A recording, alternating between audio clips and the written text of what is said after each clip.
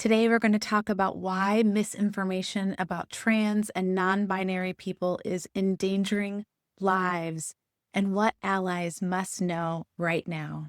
Welcome to More Human, More Kind, the podcast helping parents of LGBTQ plus kids move from fear to fierce allyship and feel less alone and more informed so you can protect what matters, raise brave kids, and spark collective change. I'm Heather Hester. Let's get started. Welcome back. I am delighted that you are here. Since the beginning of the podcast, I have received questions almost 2-to-1 about gender over any other topic that I discuss. The mis and disinformation from the current administration has not only created more confusion and chaos, they have made it difficult and in some places just completely dangerous for transgender, non-binary, and gender-expressive people to even exist. The timing is perfect for today's guest, my guest today, Rex Wild. I am so delighted that you are here. Rex is a non-binary LGBTQ plus speaker, educator, and business consultant. So welcome to the show. I'm really looking forward to this conversation. Thank you so much, Heather. I'm so happy to be here with you today. So Rex and I were just discussing the wide range of topics that we could start with, talk about all of the things. I think we could probably make this a several-hour conversation. But I think let's just start with the basics. Who are you and how did you start doing this work that you're doing? My name is Rex Wild. I use they, them pronouns. And so I came out as non-binary over 10 years ago at this point. So I think it's been 11 years as of this past spring. And I have been doing LGBTQ educational work for really the greater part of 15 years at this point now. I got my start in my undergrad. I studied sociology at Chapman University with an emphasis in critical race and gender studies. And from that, my very first job was actually working in organizing, specifically around the employment non-discrimination. And so for over a year, I went door to door and had thousands of conversations with individuals across the US about employment protections for the LGBTQ community. And being able to have conversations with folks at that level and in so many different places in the US was really eye-opening of an experience in understanding the different thoughts and levels of acceptance and levels of misunderstanding that folks, one, have for the greater LGBT community, but specifically for trans, non-binary, and gender expansive folks. Because even at that time, I would have folks that would say, yes, I'm totally for employment protections for gay and lesbian folks, but not for transgender folks, right? And so through that work, it led me to getting into nonprofit work. And I worked for a nonprofit called Trans Can Work in Los Angeles. And I was one of their first directors that helped to create their employment division, where we worked directly with trans and gender expansive job seekers, helping them to find employment opportunities with inclusive employers. And then I also worked in our educational operations, working directly with organizations, corporations, and companies on helping them to cultivate and create trans inclusive environments through education and policy. And so that really was the impetus of the work that I do now. I've now had a consultancy for the past 6 years, working directly with organizations around their trans and gender expansive inclusion initiatives, using what I call the 4 pillars of workplace inclusion. And so that just gives a bit of background on the work that I do and how I got to be doing this work. And I think the other thing that I'll share is I'm originally from Orange County, which for those who may or may not be familiar with Orange County in Southern California, it's a pretty conservative place. I grew up in Huntington Beach, which I know, especially through COVID and the pandemic, became really popular in the news. And so growing up there as a queer person and as a trans and non-binary person, in a family where my mom is a pastor in the United Methodist Church, and my dad and his family are actually from Laramie, Wyoming. And so grew up just in a very traditional and conservative environment where I didn't have exposure to LGBTQ community really, and where that was definitely something that, even if it was accepted, was never talked about. Mm-hmm. Mm-hmm. Yes, I think that's a very common step, right? People say, well, I accept, but it's never discussed, right? So Right. is that acceptance? I don't know. I knew some of those things about you, but I don't remember us discussing the fact that your mom was a United Methodist minister, which is so, I too grew up in the United Methodist Church, although my grandfather was a Church of God minister. But certainly understand that upbringing and the type of information that you are aware of and not aware of, right? And, exposed to and not exposed to. So you touched on something a little bit ago that I thought was really, really interesting. And that was that people said that they would be accepting or supportive of lesbian and gay people getting protections, whether it's in the workplace or wherever it might be, but not transgender people.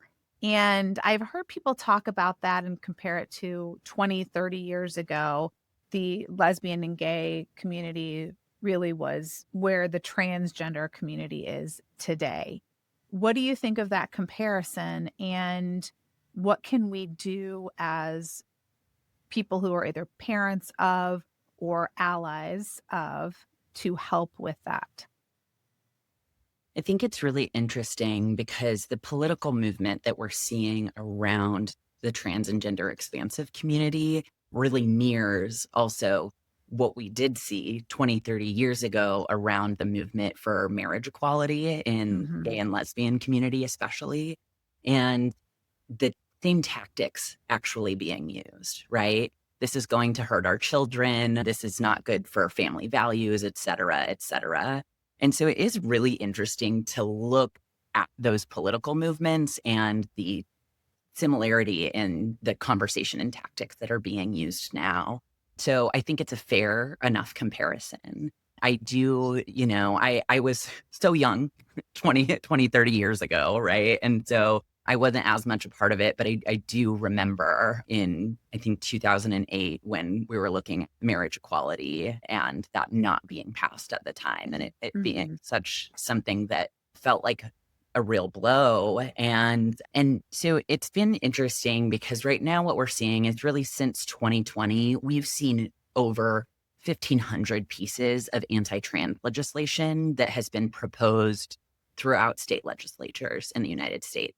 And just this year alone, I think we're up to 900 of those bills being proposed in state legislatures. And even last week, we saw that the Supreme Court upheld Tennessee's law to be able to discriminate against trans kids seeking gender affirming care, while cisgender children seeking the same care actually still maintain the right to receive gender affirming care, so long as it's in alignment with the sex that they were assigned at birth, right?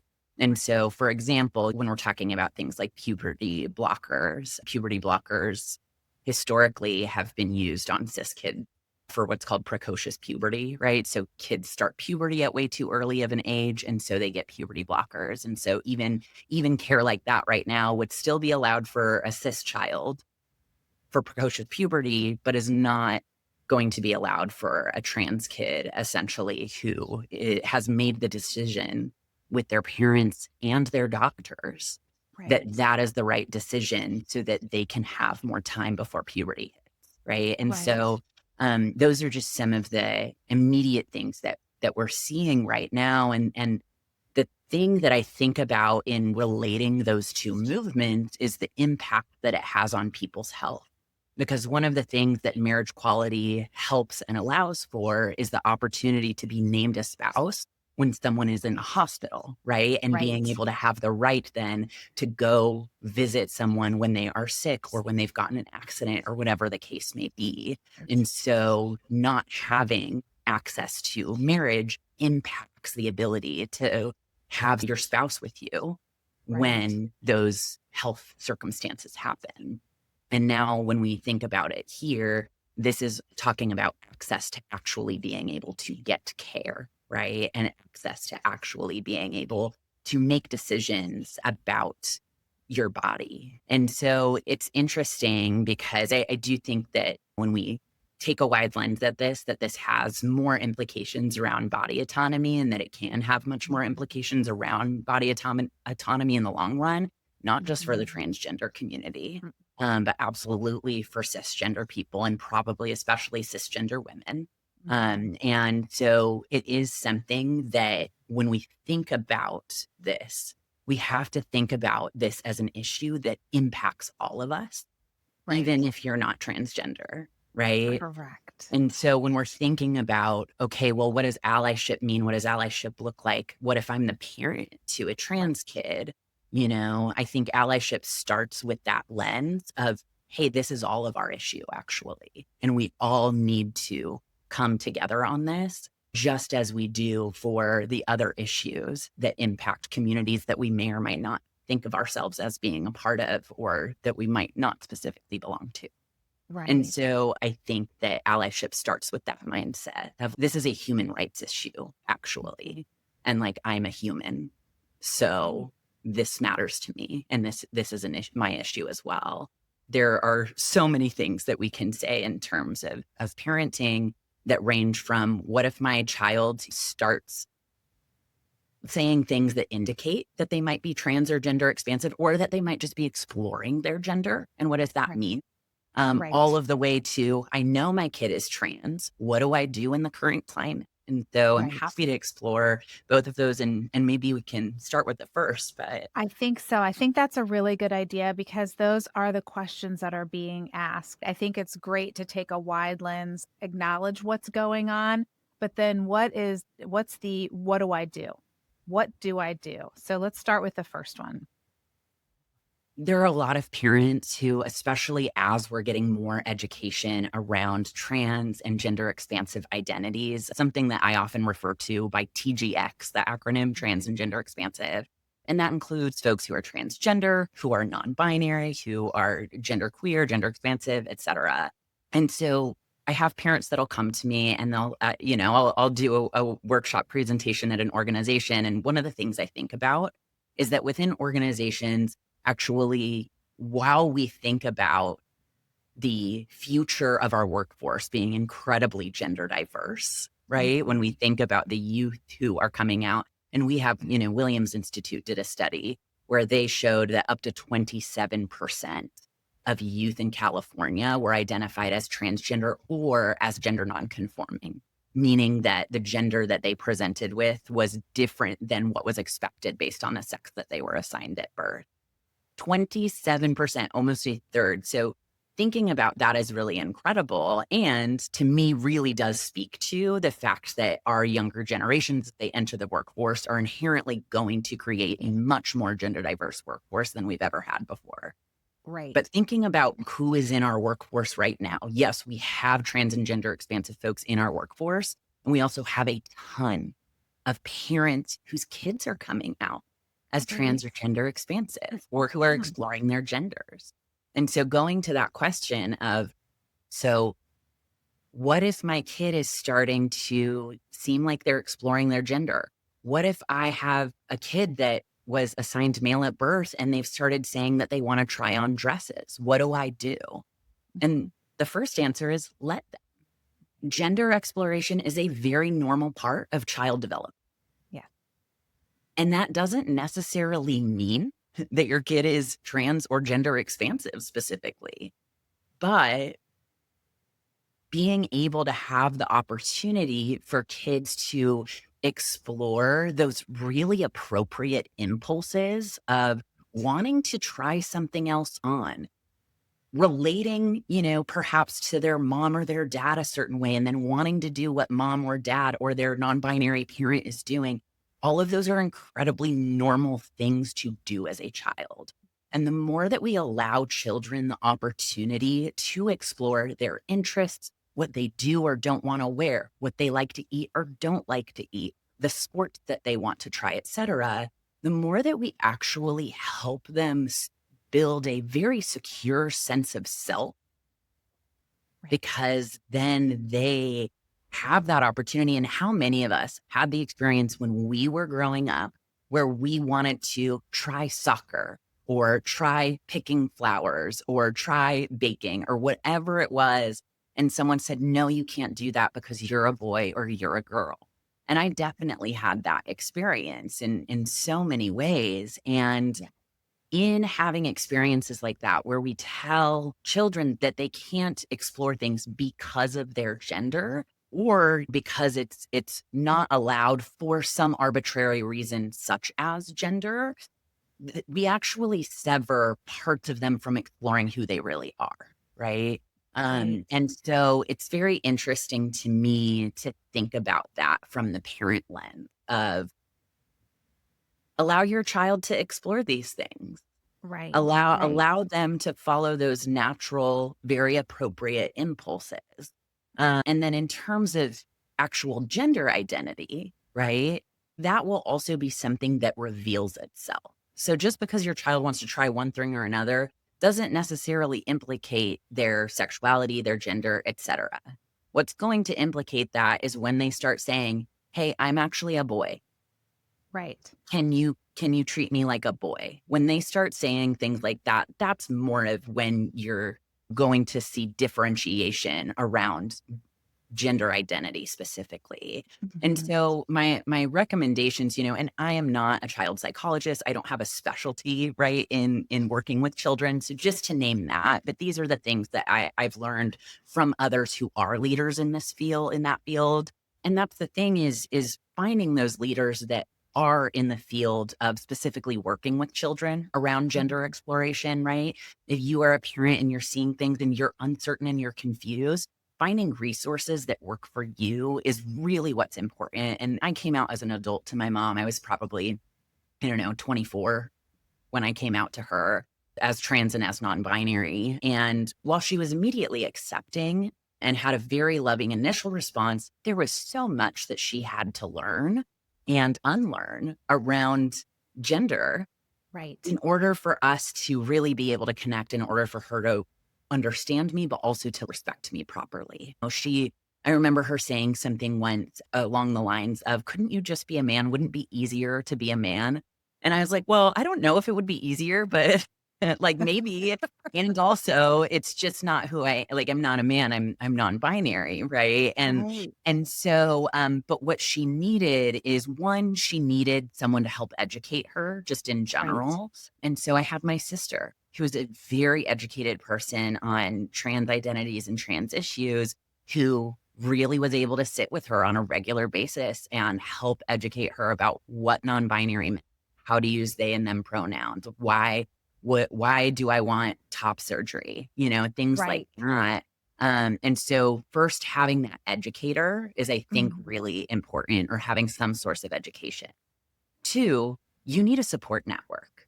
You are Right. also going through your own changes Exactly. around the fantasies that you had for your child that might have been related to gender, around of, Mhm.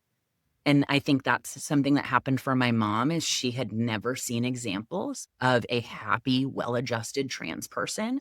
And I think Right. it scared her. She didn't think I would be able to have a happy life because she'd never seen examples of that before. And Right. so she needed a support network. And so she was able to connect with other parents of trans kids. So that first one is educator. That second one is support network.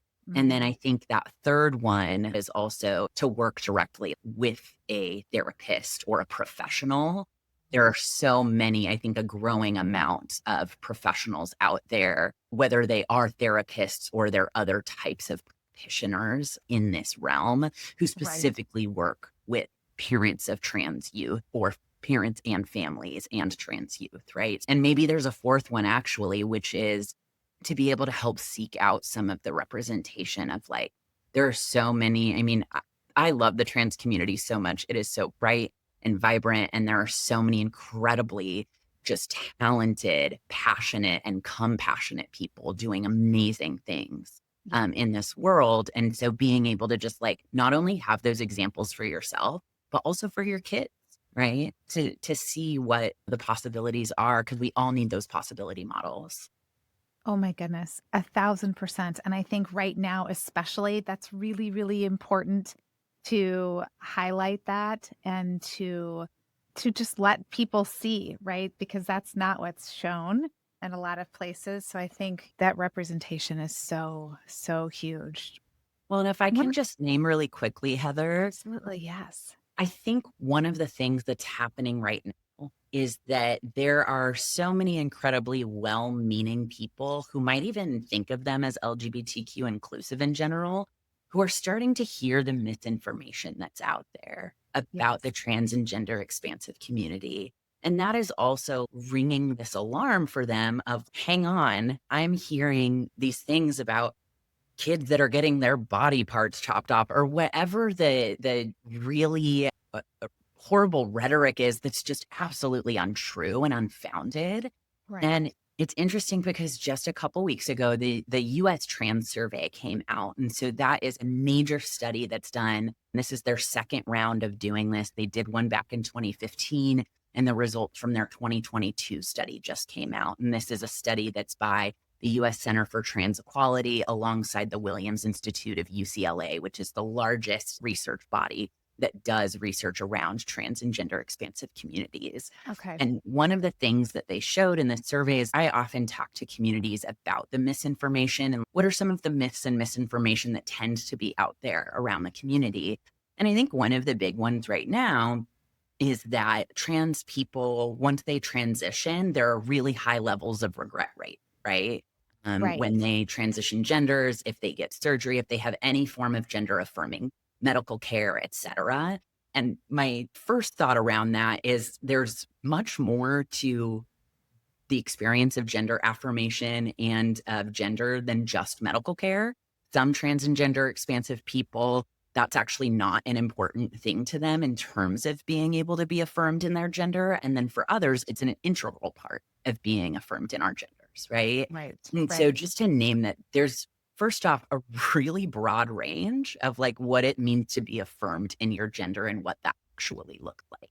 Right. The other part of that, though, is part of the misinformation and this idea around regret rates is that what this study showed was that for trans folks who transitioned their gender, transitioned medically, whether with surgery or hormones, the regret rate is less than 1%. Less than one, which is unheard of Yes. in general medical surgeries, right? In Yeah. knee replacement surgeries, there's different studies that have regret rates anywhere from 10 to about 35%, depending on the study that Yes. you look at. We think about tattoo regret rates. I think there's like a 50% tattoo regret rate or something like that, right? Yeah. And so it's very interesting because when we think about surgeries that are medically necessary, and we have seen trans affirming surgeries and gender affirming surgeries are deemed medically necessary by the different bodies that actually give these designations. And so, in thinking of that, though, less than 1% regret rate, it is a miracle, like incredible. And it's so interesting because if we had anything else where there was a less than 1% regret rate, you know that it would be everywhere for Right. everyone, right? Oh my But goodness. instead, Absolutely. the response, right now, politically that we're seeing is actually to be in attack of folks who, again, are really taking steps in order to have autonomy over who we are, who we say we are, what we need, what we want in ourselves, and what brings us joy and gender euphoria, really. And I'll say for myself, I got top surgery, I don't know, 8 years ago or so. Best decision of my entire life. I like absolute best decision of my entire life. I am so happy with the way my chest is and looks. I love how I move and walk in the world after having surgery. And I'm not someone who necessarily had gender dysphoria as I was growing up. I didn't look at myself in the mirror and go, like my boobs don't belong here. Right. Right. But when I did come out as non binary and was binding for a while and so was able to experience for over a year like what it felt like to walk in the world with a flat chest and to not have visible breasts, there was such a level of euphoria that I'd never experienced before. And it just felt right. And so it's very interesting, the nuances that we can talk around with all of this. Right. But anyway, I think I really just did want to also hone in on that point that when we're talking about misinformation, there is so much of it that's out there. And I think there's a growing amount that's out there, to be honest with you. And so it's also really, really important for us to understand and to question, what are we being shown? What are we seeing? And who is driving that narrative? Who is the Yeah. one telling us the information? Right. Because when you look in the trans community for this information, and there are a couple of trans folks out there who also talk about high regret rates, but they're also misinformed. And so being able to make sure your information is actually coming from reputable sources. And anyway, that's a whole different rabbit hole we can go down on. But as we move into more of an era with AI and things like that, where the lines become much more blurred around what we're seeing and whether it's real or not, it's very, very important for folks to make sure that they're getting their information from places that can be really relied upon. Yes, I could not agree more. I think that is probably one of the bigger pieces that weave in between all of these topics we've talked about so far today, right? Is just knowing where your information comes from and knowing that it is accurate and factual. And because not just AI, but even backing up into social media and this current administration, those who support it, do have a very big community on social media, YouTube, podcasts. Like they have covered it all and they have no problem spreading mis and disinformation. And so it becomes that much more important every single time we have these conversations like this to really talk about the details, the nitty gritty, and encouraging people to. And I love that you continually say the Williams Institute and these places where you're getting the information so that people can look it up. And I think that is such an important thing to just, if you don't do it already, start doing it. Every time you hear something that you think, I don't know, can that be true? Is that possibly true? Look it up. And the more you look things up, the better at it you're going to get. And the more, the faster you're going to be able to get to the bottom of it and figure out, where these sources come from. So I encourage that to be something that everyone starts doing. That's how we're going to combat this, or one way. What we're seeing in this moment and the fact that so many within the TGX community, the LGBTQ community, more broadly, so many different communities are so frightened and uncertain, and the future seems very uncertain. And you named it earlier before we started recording, which is we're watching the dismantling of our democracy, which I could not agree with you more. And it's a terrifying thing to watch. I think there's two parts to this question, actually. The first is, what can people do? I know that you have some groups that you work with parents specifically of transgender kids and have answered a lot of questions about what to do in this time. So that's part one. And then part two, as a greater community, what do you see as some actionable steps? Because I think that anytime that we're able to say, okay, I can do something, there's hope. I think in relation to your first question, that the first thing that comes to mind, and we talked about this, is that the reality is all of our nervous systems are being activated to the nth degree right now by everything that's going on. And that is part of the tactic of this administration. It is to overwhelm us to the point of inaction, really. Yeah. Because the more your nervous system is activated for a prolonged time, the more that at the end of that, there end up being various consequences, whether that's burnout all the way to like really significant health issues, right?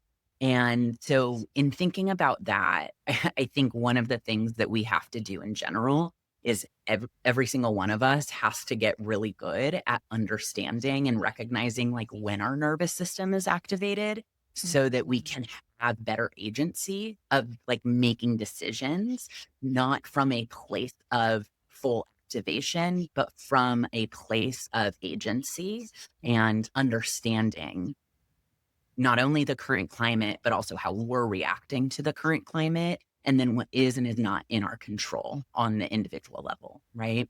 And one of the things I talk to folks about is, as someone who's been doing advocacy and activism work for over 15 years at this point, is I have had several cycles of burnout that I have personally experienced. Because when I was first enlightened to kind of social justice and movement work, my response was, first of all, anger that like there were so many greater issues that I hadn't really been exposed to in a proper way before. And that I had essentially grown up, I think, especially in a climate that, again, just didn't talk about these things. And so then they didn't exist to us because they weren't discussed, which is not an appropriate way to respond. And I think a lot of people are responding that way right now, is if we don't talk about it, it's not here, right? I told my dad last year after the election that I wasn't able to come to Thanksgiving because it was too hard for me to be around folks who had voted for Trump, and I just needed a little space.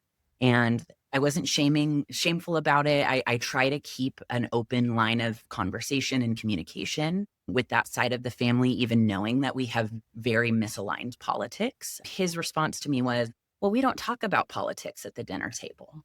And it just showed me, one, part of that disassociation from the truth, right?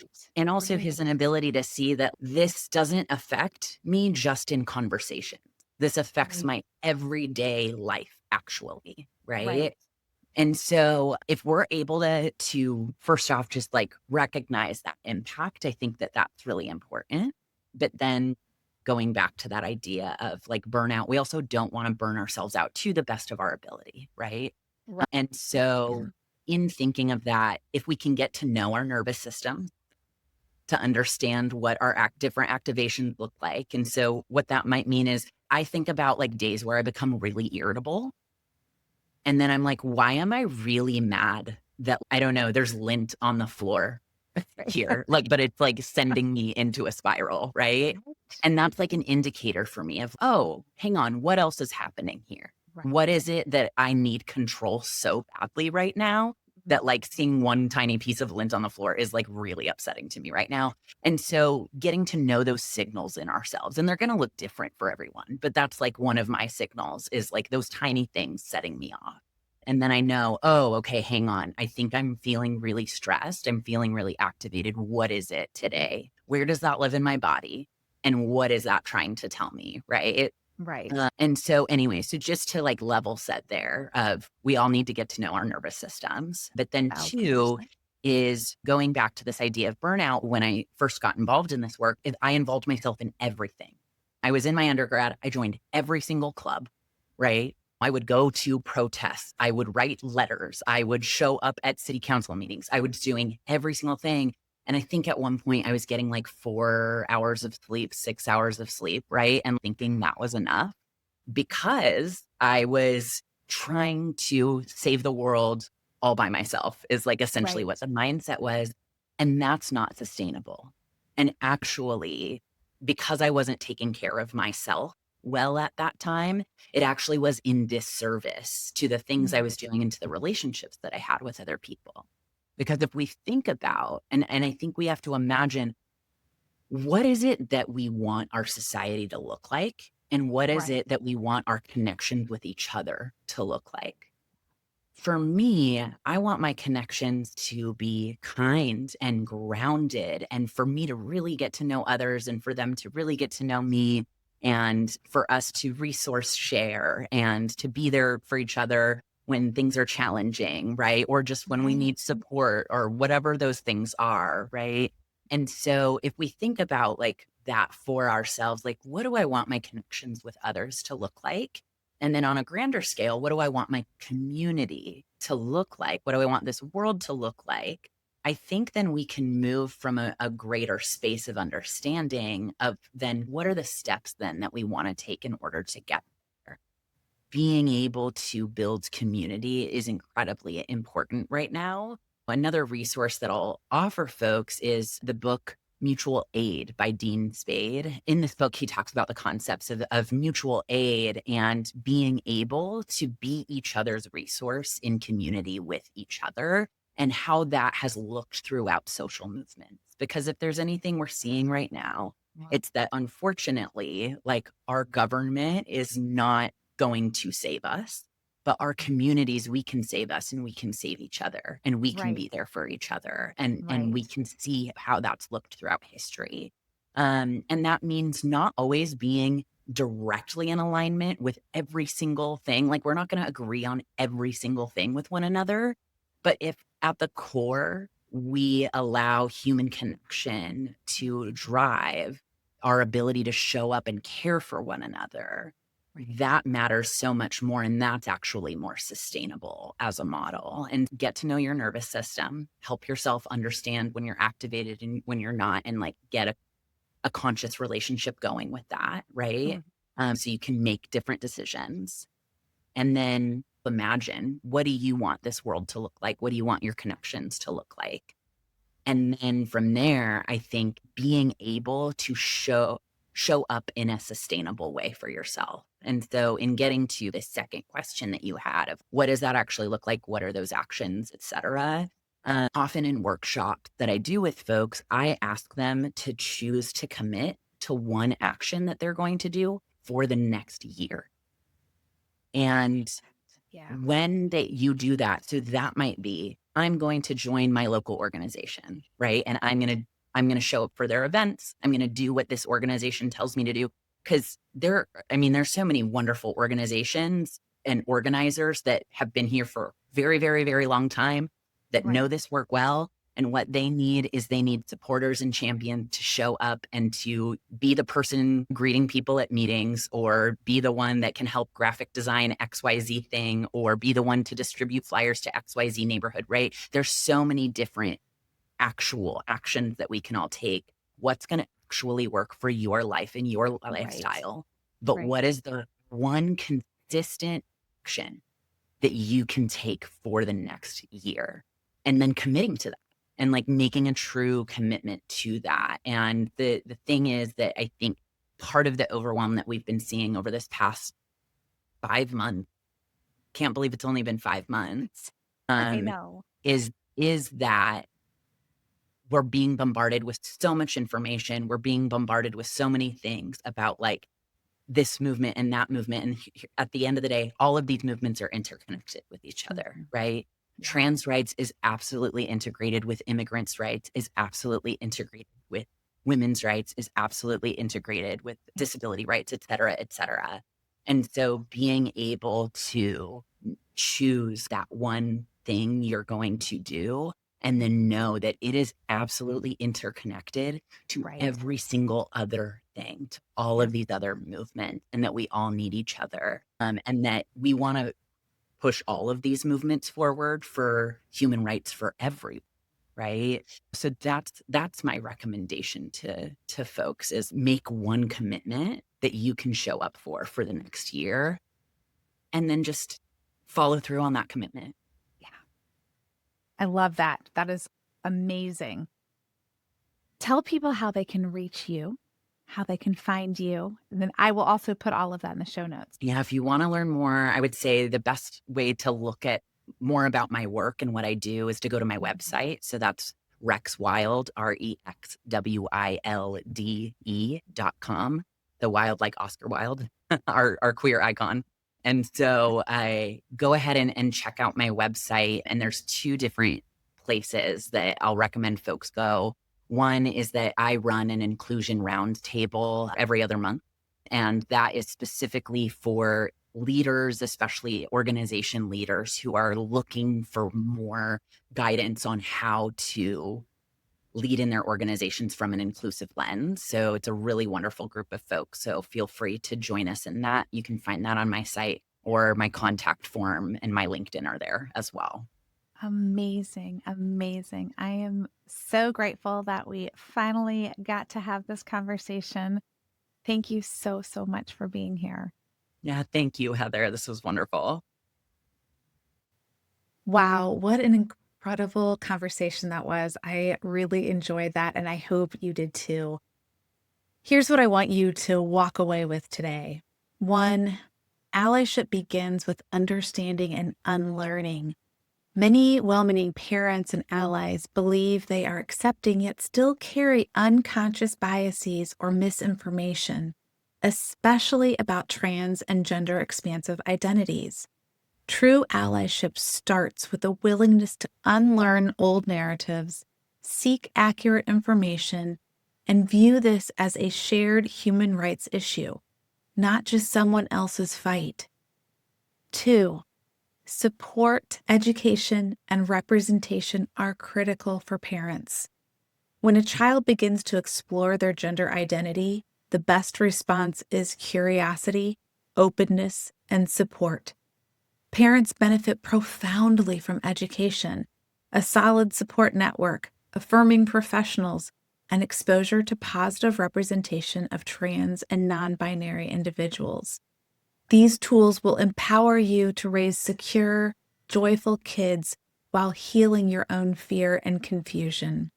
And 3, sustainable advocacy means regulating your nervous system and committing to one action.